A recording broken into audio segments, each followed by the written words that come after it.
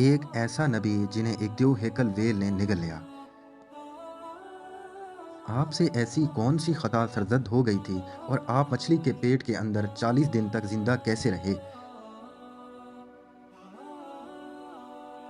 اس video میں ہم اس ہستی کے متعلق جانیں گے جن کا واقعہ قرآن مجید میں یونس علیہ السلام اور تورات میں جونہ کے نام سے آیا ہے۔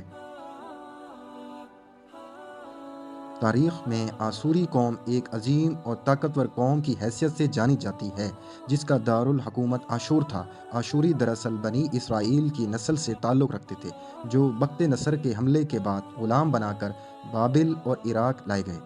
اس زمانے میں دریائے دجلہ کے کنارے نینوا نامی ایک چھوٹی سی بستی تھی۔ آشور کے کسی بادشاہ نے ایک دیوتا کے نام پر نینوا میں ایک مندر تعمیر کروایا۔ رفتہ رفتہ دوسرے بادشاہوں نے بھی مندر اور عمارتیں تعمیر کرنا شروع کر دیں اور ایک دور ایسا آیا کہ یہ ایک چھوٹا سا علاقہ سلطنت آشوریہ کے عظیم و شان دارالسلطنت میں تبدیل ہو گیا۔ نینوا شہر کے بیچوں بیچ مندر اور شاہی محلات تھے جہاں سے آشوریوں کا بادشاہ پوری سلطنت پر حکومت کرتا تھا اور اونچے تخت پر بیٹھ کر بازاروں اور گلیوں اور تفریح گاہوں کا نظارہ کرتا تھا۔ آشور کے مغربی علاقے میں لہلہاتے کھیت تھے۔ پورا شہر درختوں اور باغات سے بھرا ہوا تھا۔ آشوریہ لوگ پتھر تراشنے کے بھی ماہر تھے، لہٰذا جگہ جگہ سنگ مرمر کے دیواروں پر انہوں نے اپنے دیوتاؤں کے نقش و نگار بنا رکھے تھے۔ مختصر یہ کہ نینوا تہذیب و تمدن کے لحاظ سے انتہائی ترقی یافتہ شہر تھا۔ اشودر دیوتا ان کا سب سے بڑا دیوتا تھا۔ نیز یہ لوگ بادشاہ کو بھی خدا کا درجہ دیا کرتے تھے۔ یہ لوگ بت پرستی اور کفر و شرک میں مبتلا تھے۔ اس وقت نینوا کی آبادی 1 لاکھ سے زیادہ تھی اور یہ 700 قبل مسیح کا زمانہ تھا۔ اللہ نے اس زمانے میں اس قوم کی ہدایت کے لیے حضرت یونس علیہ السلام کو بھیجا۔ حضرت یونس علیہ السلام کا پورا نام یونس ابن متا تھا۔ آپ حضرت ہود علیہ السلام کی اولاد میں سے تھے، جبکہ بعض مفسرین نے لکھا ہے کہ یونس علیہ السلام کا تعلق بنی اسرائیل سے تھا۔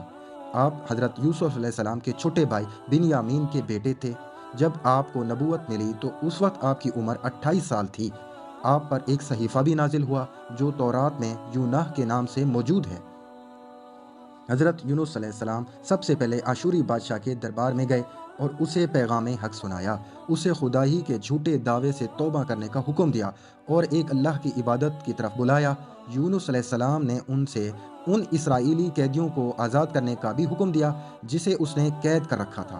نینوا کا بادشاہ آپ کی باتیں سن کر غضبناک ہو گیا اور آپ کی جان کا دشمن ہو گیا، لہٰذا آپ علیہ السلام نے نینوا کے عوام کے سامنے گئے اور انہیں توحید کی دعوت دی، انہیں شرک و بت پرستی اور دوسری برائیوں سے توبہ کرنے کا کہا۔ مگر اہل نینوا نے ایمان لانے سے انکار کر دیا اور اللہ کی رسول کو جھٹلایا۔ یونس علیہ السلام مسلسل اس کوشش میں رہے کہ ان کی قوم راہ راست پر آ جائے۔ آپ نے انہیں بہت سمجھایا اور دعوت کے کام کو جاری رکھا۔ دیکھتے دیکھتے 40 سال کا عرصہ بیت گیا، لیکن یہ قوم حضرت یونس علیہ السلام کا انکار کرتی رہی اور شرک پر ڈٹی رہی۔ نیز حضرت یونس علیہ السلام کو دھمکیاں بھی دی گئیں کہ اگر آپ نے اشودر دیوتا کے خلاف کچھ کہا تو وہ آپ کو قتل کر دیں گے۔ آخر کار حضرت یونس علیہ السلام اپنی قوم سے مایوس ہو گئے۔ جب ان کی سرکشی اور نافرمانی انتہا کو پہنچی تو اللہ نے حضرت یونس علیہ السلام کو حکم دیا کہ لوگوں کو آگاہ کر دو کہ 3 دن کے اندر تم پر عذاب آنے والا ہے۔ لہٰذا آپ نے اہل نینوا کے سامنے اعلان کیا کہ اگر تم نے 3 دن کے اندر بت پرستی اور شرک سے توبہ نہ کی، اللہ کا عذاب تم پر آئے گا اور پورا شہر تباہ و برباد ہو جائے گا۔ لوگوں نے آپ کا مذاق اڑایا اور جواب میں کہا، ہم تمہارے رب کی طرف سے عذاب کے منتظر ہیں۔ آپ کی قوم نے آپس میں مشورہ کیا تو اس بات پر سب کا اتفاق ہوا کہ یونس کو کبھی جھوٹ بولتے نہیں دیکھا گیا، لہٰذا ان کی بات نظر انداز نہیں کرنی چاہیے۔ مشورے میں یہ بھی طے ہوا کہ دیکھا جائے کہ اگر یونس علیہ السلام رات بستی کے اندر اپنے گھر میں مقیم رہتے ہیں تو سمجھ لو کہ کچھ نہیں ہوگا، اور اگر وہ یہاں سے کہیں اور چلے جاتے ہیں تو یقین کر لو کہ صبح عذاب ضرور آئے گا۔ حضرت یونس علیہ السلام رات کو اس بستی سے نکل گئے۔ صبح ہوئی تو عذاب الہی کا ایک سیاہ دھواں بادل کی شکل میں بستی والوں کے سروں پر منڈلانے لگا۔ جب وہ ان کے قریب ہونے لگا تو ان لوگوں کو یقین ہو گیا کہ اب وہ سب ہلاک ہونے والے ہیں۔ دراصل حضرت یونس علیہ السلام اپنی قوم سے ناراض ہو کر چلے گئے، مگر انہیں وہاں سے نکلنے کا حکم نہیں دیا گیا تھا۔ وہ عذاب کی اطلاع دینے کے بعد اللہ کی اجازت کے بغیر اپنا علاقہ چھوڑ گئے تھے۔ آثار عذاب دیکھ کر جب آشوریوں نے توبہ اور استغفار کی تو اللہ نے انہیں معاف کر دیا۔ اللہ تعالیٰ کسی قوم کو اس وقت تک عذاب نہیں دیتا جب تک وہ اپنی حجت پوری نہیں کر لیتا۔ پس جب یونس علیہ السلام نے اس قوم میں مہلت کے آخری لمحے تک نصیحت کا سلسلہ جاری نہیں رکھا اور اللہ کے مقرر کردہ وقت سے پہلے وہ خود ہی ہجرت کر گئے، تو اللہ کے انصاف نے اس قوم کو عذاب دینا گوارا نہیں کیا اور انہیں معاف کر دیا۔ جب حضرت یونس علیہ السلام فرات کے کنارے پہنچے تو ایک کشتی کو مسافروں سے بھرا ہوا پایا۔ حضرت یونس اس کشتی میں سوار ہو گئے اور کشتی نے لنگر اٹھایا۔ پورے دن میں کشتی سمندر میں سکون سے چلتی رہی۔ اچانک اونچی اونچی لہریں اٹھنے لگیں۔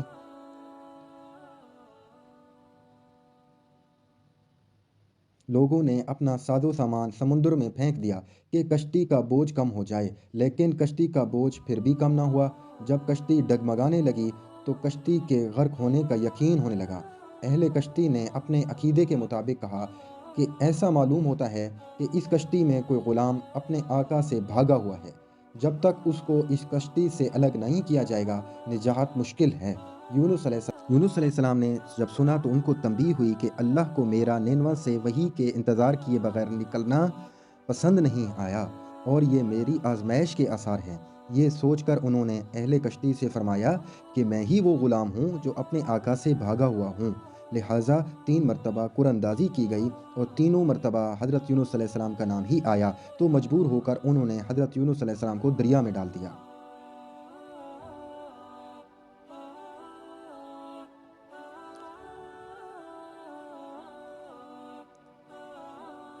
اس وقت اللہ نے ایک بڑی مچھلی کو حکم دیا کہ انہیں نگل لو، یہ تمہاری غذا نہیں ہے، اس لیے ان کے جسم پر کوئی تکلیف نہیں ہونی چاہیے۔ مچھلی نے حضرت یونس علیہ السلام کو اپنے پیٹ میں نگل لیا۔ یونس علیہ السلام نے جب مچھلی کے پیٹ میں خود کو زندہ پایا تو بارگاہ الہی میں اپنی ندامت کا اظہار کیا کہ میں وحی الہی کے انتظار کیے بغیر اور اللہ سے اجازت لیے بغیر امت سے ناراض ہو کر نینوا سے نکل آیا۔ حضرت یونس علیہ السلام نے مچھلی کے پیٹ میں اللہ کو پکارا۔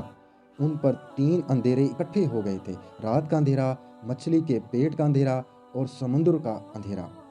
آپ نے ان اندھیروں میں یہ کلمات کہے: اللہ تیرے سوا کوئی معبود نہیں، تو یکتا ہے، میں تیری پاکی بیان کرتا ہوں، بے شک میں اپنے نفس پر خود ہی ظلم کرنے والا ہوں۔ روایتوں کے مطابق اگر حضرت یونس علیہ السلام یہ تسبیح نہ کہتے تو قیامت تک مچھلی کے پیٹ میں رہتے۔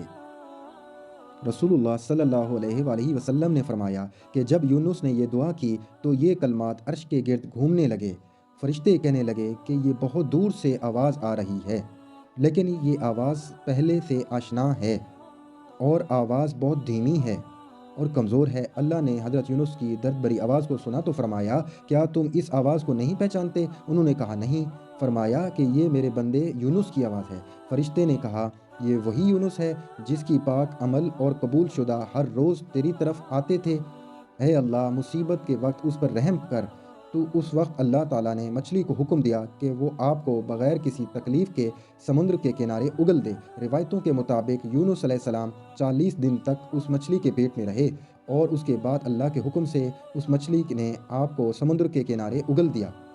مچھلی کے پیٹ میں رہنے کی وجہ سے آپ کا جسم ایسا ہو گیا تھا کہ جیسے کہ پرندہ جس کا جسم نرم ہوتا ہے اور جسم پر بال تک بھی نہیں تھے۔ غرض حضرت یونس علیہ السلام بہت ہی کمزور اور ناتواں حالت میں خشکی پر ڈال دیے گئے تھے۔ اس کے بعد اللہ نے سمندر کے کنارے ایک بیلدار درخت اگایا۔ روایتوں کے مطابق وہ بیلدار درخت کدو کا پودا تھا جس کے ذریعے حضرت یونس علیہ السلام پر سایہ ہوا۔ اس کے علاوہ اللہ نے ایک جنگلی بکری بھی بھیجی جو زمین کی گھاس پھوس چرتی اور صبح و شام آپ کو دودھ پلاتی، یہاں تک کہ آپ تندرست ہو گئے۔ حضرت یونس علیہ السلام درخت کے اس سائے میں جھونپڑی بنا کر رہنے لگے۔ یونس علیہ السلام کی قوم انہیں تلاش کرتی ہوئی ایک دن اس ساحل کے کنارے پہنچ گئی اور انہوں نے آپ کو دیکھ لیا۔ انہوں نے آپ کے ہاتھ پر اسلام کی بیعت کر لی اور ساتھ ہی اللہ سے توبہ و استغفار کرنے لگے۔ یونس علیہ السلام نے دوبارہ نینوا جانے کا ارادہ کیا اور وہاں جا کر رہ کر اپنی قوم کی رہنمائی شروع کر دی۔ حضرت یونس علیہ السلام کی زندگی نینوا میں ہی گزری اور وہیں ہی آپ کا انتقال ہوا۔ اس قصے سے ہمیں یہ سبق ملتا ہے کہ کسی بھی حال میں اللہ کی رحمت سے مایوس نہیں ہونا چاہیے اور نہ ہی ہدایت کے معاملے میں اپنی ذات پر بھروسہ کرنا چاہیے۔ ہدایت تو بس اللہ ہی کی طرف سے ہے، ہمارے ذمہ بس پیغام حق پہنچانا ہے۔